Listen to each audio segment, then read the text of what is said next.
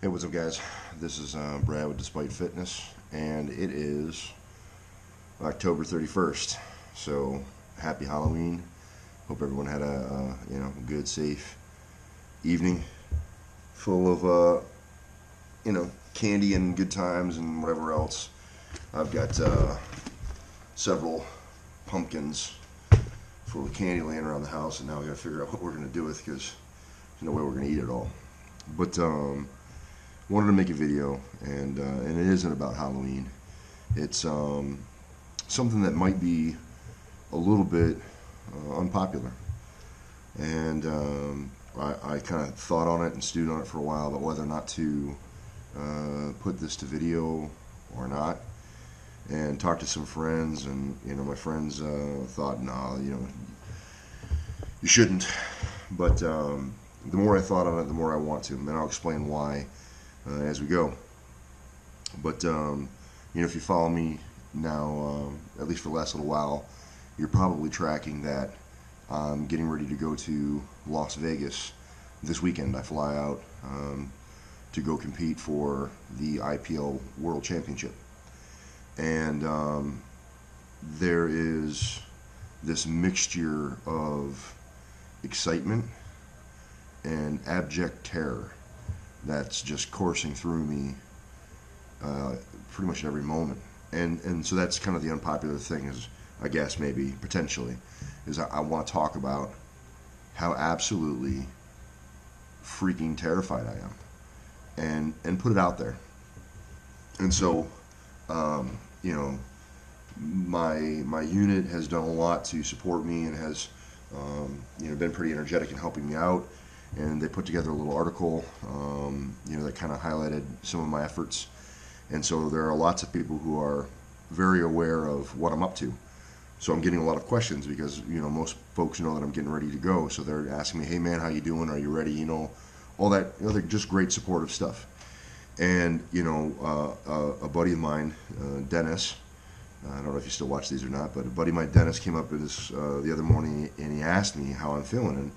And I told him outright. I told him I was terrified, and the response kind of surprised him. And I said, I know that maybe I shouldn't say it out loud, but I'm afraid. And he's kind of puzzled and asked me, what it was that I was afraid of. So I'll put it out there and talk about what it is that I'm afraid of.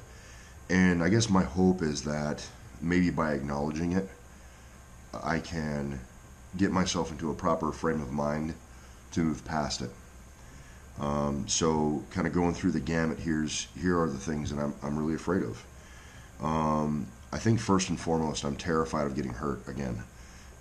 Again, if you've followed me for a short period of time, or look back through some of my previous videos and things, you'll see that I suffered a complete distal avulsion of my left bicep tendon. So on a deadlift at the 2016 USPA Nationals, my last deadlift, the deadlift I was gonna do to hope to get silver, I tore my bicep, and I didn't let go. Got it up to the top, and you can, if you watch the video or look back or care to look back, you can see in the videos that that left side dips down, but I didn't let go. And of course, I received 2 red lights for, I think, the downward movement. It didn't get the lift, so that was kind of insult to injury. Went through the process of having that reattached and rehabilitated and all that. So at the time, I was using mixed grip, so my left hand was my supinated hand, and it popped. Fast forward a little bit, I wanted to get back into competing and not give up. So I got myself rehabilitated. The injury took place in July. And by March of 2017, I was ready to compete, I felt, again. And I competed in a meet here in Florida, and did very well for myself. That was the meet that I actually ended up getting 2,000 pounds for a total for the very first time. And on my last deadlift, to get the 2,000 pounds, I had to pull 771. And so I changed my grip and supinated my right hand, and had my left hand over, and I pulled. And toward the top of the lift, I felt some popping. I had some sleeves on, so I couldn't see what was happening. But I was convinced at that moment that I tore my right bicep and that it was gone. And in fact, maybe I'll include the video.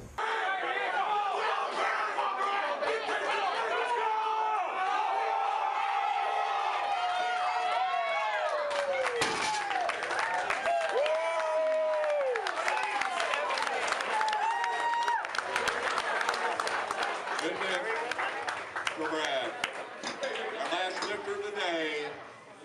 But you can see, at least if I don't include the video, maybe you can go back if you're interested and see. But I kind of stutter step, and I looked very confused, and I wasn't sure where to go or what to do. And you know, it was a big lift. I think it was the biggest deadlift of the meet. You know, gave me the 2,000 pound total, which is the biggest total of the meet. You know, best lifter and all that other stuff. So the crowd went nuts. They were excited for me. But you can see the terror on my face and see how upset I was. And so the first thing I did is I walked over to one of the judges, whom I know pretty well, and I whispered to him. I said, "My other bicep's gone." And you know, he looks at me, and it turned out that I didn't tear the bicep. What I actually did do, though, after I went in for some imaging, I tore the brachialis, which is, you know, runs kind of in the inside of the arm in here, and attaches up here. And so I tore the brachialis, and with the imaging, you know, the tendon for the brachialis was gone. I chose not to have it repaired or do anything because when I asked the docs about quality of life and whatever else, they just said, "Well, you're probably not going to curl heavy anymore." And I was like, "Well, screw it. I don't really care about curling heavy. It's not really all that important to me. So I'll just do without if it's not really going to impact my quality of life." Maybe a good decision. I don't know. But at that point, I was very concerned about trying to go to nationals, and I didn't want to undergo another surgery, which would would certainly put me out of the ability to go compete at nationals. Went and competed at nationals, and I was terrified the whole time of re-injury. I pulled a 700, attempted a 744, got 2 red lights on the 744, realized that I was far enough ahead that I didn't have to take a third, so I scratched my third just to play safe and not get hurt. So maybe kind of a coward chicken shit move to not try to better my total or to advance my placing, but that's what I did. I tried to play safe and not get hurt, which in doing so I was really hoping to set myself up to go to Worlds, right? So now here we are, the week of Worlds, and in some of my training this week, taking my last couple of openers, or last attempts in training using my opener, I felt some pain and tightness here in the arm after I was done with my openers. And to be honest, the openers didn't feel like openers. So now, you know, I'm very much in my head about what I'm going to do, how I'm going to do it. The reality is I hope to challenge a national record in squat. And so if I challenge and succeed that national record, then I need to be absolutely sure that I can get something on the board so that I can maintain that record, because that record means a lot to me. And it would be very, very good to say that I'm a national record holder. That I'm very much looking forward to being able to say that. So now I'm kind of terrified about you know, my openers feeling heavier than I felt like they should. And then I'm also terrified about the potential for injury because, like I said, the arm's kind of sore. And so it's just something I'm just kind of trying to work through and process. Beyond that, I'm also scared of losing. I'm terrified. I'm terrified of losing. I hate losing. I'm sure everyone does. You know, but quite honestly, there's a guy that's going to be in that meet I'm not sure I can beat. I think that if I have a good day and he doesn't have a great day, that I can probably beat him. But if I don't have a great day, I don't think there's any chance in hell I can touch him. And so, you know, just kind of in my head thinking to myself about how I'm gonna do this, because it's it's going to be important. There's going to be, temp selection is going to be important if I hope to win. And I hope to win. I put a lot into this. I had a lot of people behind me. I had a lot of people support me. There's a lot of people that have invested themselves, time or otherwise, into me. And I feel like to go out there and not have my best performance or not win would be a big letdown. And so that's kind of where I'm at right now. Is that's what's in my head. That's how I feel. And I know that some people would be of the mind that you don't allow that in your head. You just push it out. But the fact of the matter is it's already there. It's there. It's been there. And when I thought about it, I didn't want to just pretend that it wasn't there. I wanted to make a video about how I'm feeling, about how scared I am, because performing well, I think everyone can understand the desire to want to do well, and I think everyone can understand the fear of not doing well. And so I guess that's kind of what I'm just doing, is I'm putting my vibes out there. I'm acknowledging to the to the universe, the world. Yeah, I'm afraid, but it's not going to stop me. I'm still going to go, and I'm still going to do what I came to do, and I'm going to do the best that I can do. And I guess maybe that's a lesson, or that's a takeaway with this, is that courage is not the absence of fear.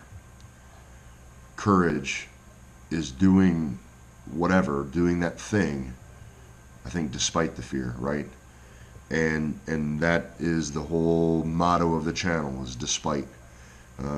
Despite your excuses, despite your setbacks, despite your fears. GoPro cut out last night and ended up losing some footage that I thought filmed and didn't. So wanted to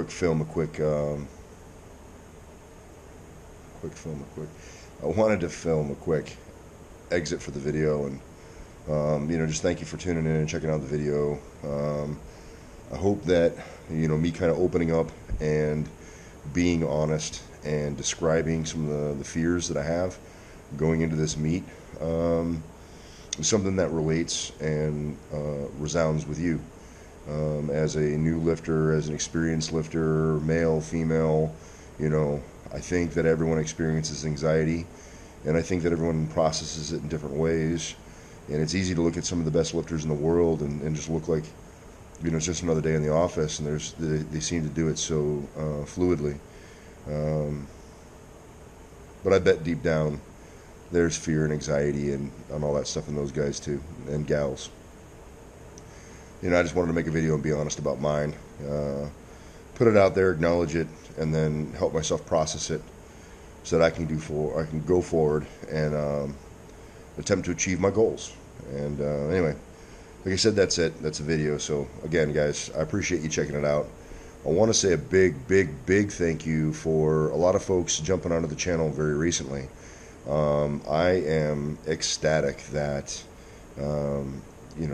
there are folks that are out there that seem to be responding to my content, that appreciate it and want to tune in for more, and it really does. It means the world to me. And I want to thank a couple of guys that I'm able to and say thanks for jumping on. So I want to say thank you to Mark Bradford. Thanks, Mark, for jumping on. I want to say thank you to Wilson Yu. Wilson, thanks for joining the channel, man. I appreciate it. And also Steve Gates. Steve, I appreciate you checking out my content, and I appreciate you subscribing to the channel. I appreciate everyone that even just watches the videos, obviously likes, shares, the subscribes, and comments. Leave me some comments below, guys. In this particular video, especially, I want to know. I mean, how do you feel? Do you ever get the jitters, or am I all alone here? How do you process your jitters? How do you process your fears? How do you guys feel about those random pains that start to pop up before a meet? Do you have second thoughts or not? It'd be interesting to hear what other folks' opinions are. So anyway, that's it, guys. Thanks for checking out the video. I do appreciate it. And yeah, guys, remember, no matter what it is you think you can't do, or even what it is you might be afraid of, find a way to overcome and train despite. And we'll see you guys in the next video. Peace.